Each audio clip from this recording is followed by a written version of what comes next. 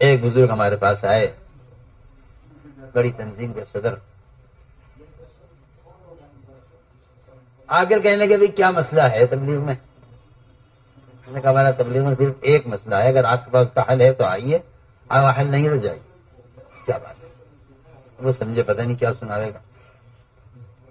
میں نے کہا جی ہمارا صرف ایک مسئلہ ہے، اگر آپ کے پاس اس کا حل ہے تو آئیے، آپ کے پاس کا حل نہیں ہے، آپ کے پاس اس کے لیے وقت نہیں ہے تو آپ چلے جائیے۔ میں نے کہا نہیں، بتاؤ کیا ہے؟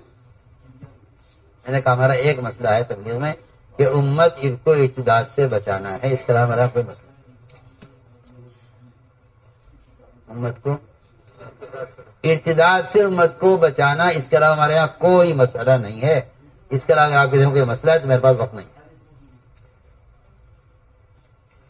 رو دیے وہ، روئے بیٹھ، یعنی کہ میں اتنے سوالات لے کر آیا تھا اور اتنے مسائل کا حل لے کر آیا تھا، مگر یہ بات بالکل تیری درست ہے کہ اگر کسی کے پاس اس مسئلے کے علاوہ کوئی مسئلہ ہے تو پھر وہ کام کے میدان سے نکلا ہوا ہے، وہ کام کے میدان میں نہیں۔ اگر اس کی نجی مجلسیں یا اس کی خلوت اور اس کی جلوت کی مجلسیں اس مقصد سے ہٹ کر ہیں تو پھر وہ اپنے آپ کو کام کرنے والا خیال نہ کرے۔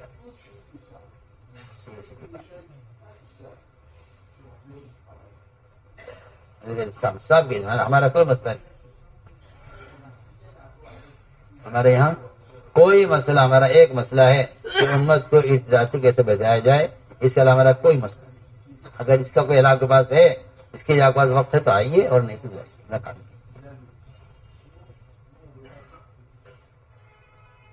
میرے خیال سے اس بات کو 8 سال ہو گئے آج تک تو وہ صاحب اس مسئلے کے لیے نہیں آئے، کام تو خوب کیا، 8 سال ہو گئے اس مسئلے کے لیے نہیں۔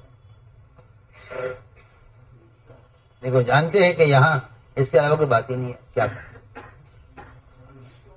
وہ تو جہاں آپ بیٹھ کر شکایتیں سنیں گے اور جہاں آپ لائنی باتیں سنیں گے وہاں لوگ آئیں گے آپ کے پاس۔ وہ میرے پاس 8 سال ہو گئے ان کو میرے پاس آئے ہوئے،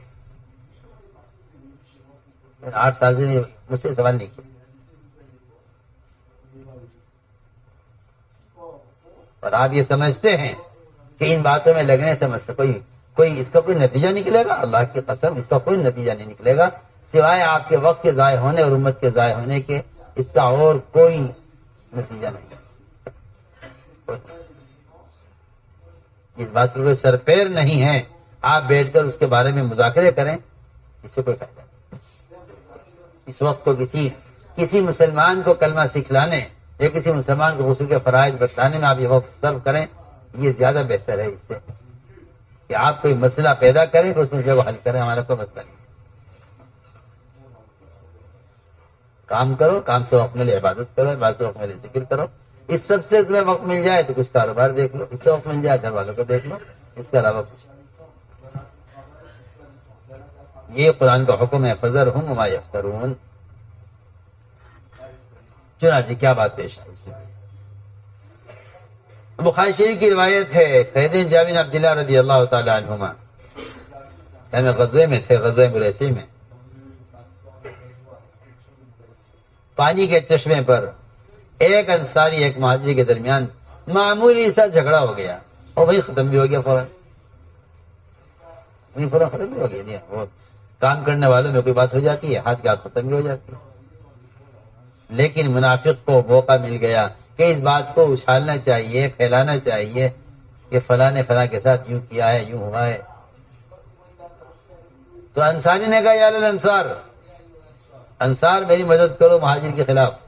مہاجرین نے کہا یا المہاجرین، تو میری مدد کرو انصار کے خلاف۔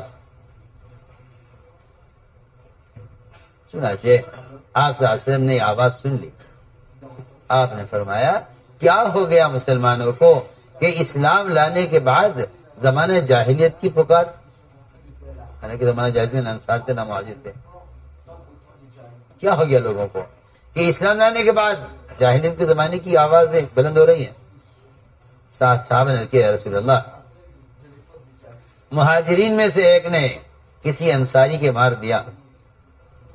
آپ نے فرمایا چھوڑ دو اس لفظ کو، اس لیے کہ یہ لفظ تمہارا بولنا یا الانصار یا المہاجرین یہ بڑا بدبودار لفظ ہے، بڑا بدبودار حالانکہ انصار و مہاجر ان کے فضائل سنیے قرآن حدیث میں، اور آپ کہہ رہے بدبودار لفظ ہے۔ چنانچہ یہ جھگڑا کان میں پڑ گیا عبداللہ بن ابی کے، اور اس نے سن لیا کہ ہمارے آدمی کے ساتھ ان کے آدمی نے یہ کیا ہے۔ اس نے کہا خدا کی قسم اگر ہم مدینے واپس ہو گئے تو ہم میں سے عزت والے ذلت والوں کو مدینے سے نکال کے باہر کر دیں گے۔ خبر آپ تک پہنچ گئی اور تمہارا دیا کھڑے ہوئے، عرض کیا یا رسول اللہ اجازت دیجیے میں اس منافق کو قتل کر دوں جس نے یہ بات کہی کہ عزت والے ذلت والوں کو نکال باہر کریں گے۔ آپ نے فرمایا کہ نہیں عمر چھوڑ دے اس کو، اگر تم اسے قتل کرو گے تو لوگ یہ کہیں گے کہ محمد صلی اللہ علیہ وسلم اپنے ساتھیوں کو قتل کرنے لگے ہیں۔ چنانچہ بات تو سو ختم ہو گئی، لیکن ہر منافق وہاں سے اپنے دل میں یہ بات لے کر واپس ہوا کہ عزت والے ذلت والوں کو مدینے سے باہر کر دیں گے نکال کے۔ آپ صلی اللہ علیہ وسلم نے اپنے صحابہ کو اس بات سے مشغول کرنے کے لیے جو بھی کھڑا ہوتا مقابلے کے لیے آپ اسی کو بٹھا دیا کہ نہیں بیٹھ جاؤ، کوئی جواب مت دو، اپنے کام میں لگو۔ آپ نے صحابہ کو چلایا، اللہ اکبر۔ یہ اس وقت کا عمل تھا کہ انہیں اتنا کام میں تھکا دو کہ ان کے پاس فرصت ہی نہ ہو آپس میں بیٹھ کر باتیں کرنے کی۔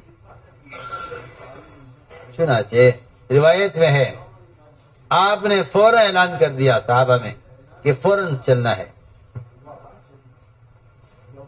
چنانچہ آپ نے اعلان کر دیا صحابہ میں، صحابہ چلے، سارا دن چلے، پھر پوری رات چلے، پھر اگلا دن چلے، پھر دن چڑھ گیا، یہاں تک کہ دوپہر ہو گئی، سخت گرمی۔ اتنا صحابہ کو چلایا کہ تاکہ دو آدمیوں کو بھی کہیں آپس میں بات کرنے کا موقع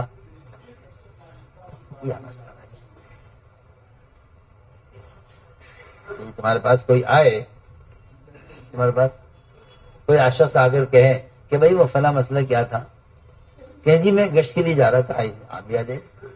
ضروری تھوڑی ہے کہ آپ کا گشت 2 بجے ہوتا ہے، آپ کا گشت 6 بجے ہوتا ہے،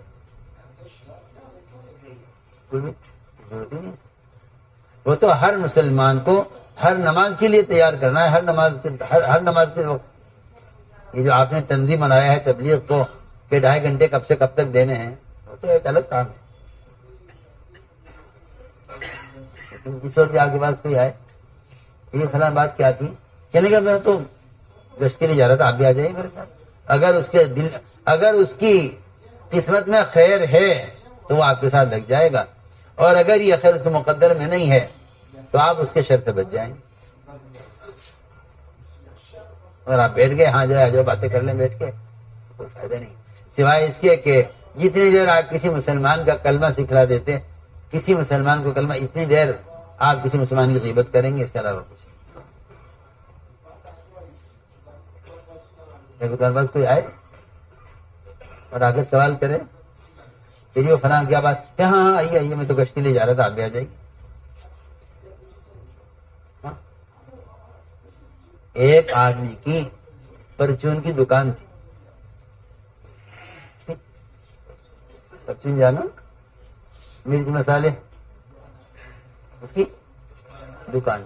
اب اتنے گاہک اس کے پاس صبح سے شام تک، کیونکہ صبح سے شام کے گھریلو ضروریات کی چیزیں اس کے پاس ساری، نمک ہے، ہلدی ہے، مسالہ ہے، مرچ ہے۔ اب اسے چھوٹی چھوٹی چیزوں کا حساب جوڑنے، چھوٹی مستقل لوگ آئے انہیں سامان دینا۔ ایک آدمی تھا بیکار اس زمانے میں، اس کے گھر کے دکان کے پاس رہتا تھا، اسے کوئی کام نہیں تھا، بات ہے نا فارغ، تو وہ آ کر بیٹھ جاتا تھا۔ ارے وہی وہ فلاں مسئلے کا کیا ہوا، فلاں جھگڑا چل رہا ہے تمہارے گھر میں، اس کا کیا ہوا، اور تمہاری بھابھی کو طلاق ہو گئی تھی اس کا پھر کیا ہوا، ہاں وہ بات تو شروع۔ اب وہ گاہک آویں چلے جاویں، اس کا نقصان ہو، کیا رہا حساب باقی ہے آج کا لگانا، پیسے جوڑنا وہ سارا باقی ہے. اب وہ آ کے بیٹھ جاوے وہ آدمی ایسا کہ اس کا جہاز کیا جاوے, پڑوسی کچھ کہہ بھی نہیں سکتے. تو جب وہ نہیں اٹھتا تھا تو یہ اندر جاتا تھا, اندر سے خالی بوری مرچ کھلا کے باہر جھاڑتا تھا.